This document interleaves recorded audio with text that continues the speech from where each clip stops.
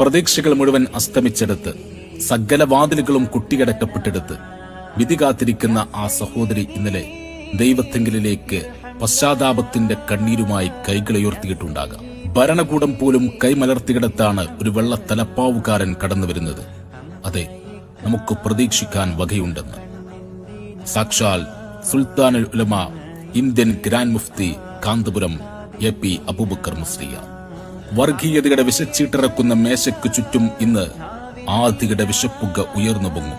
ഇതാണ് real Kerala story.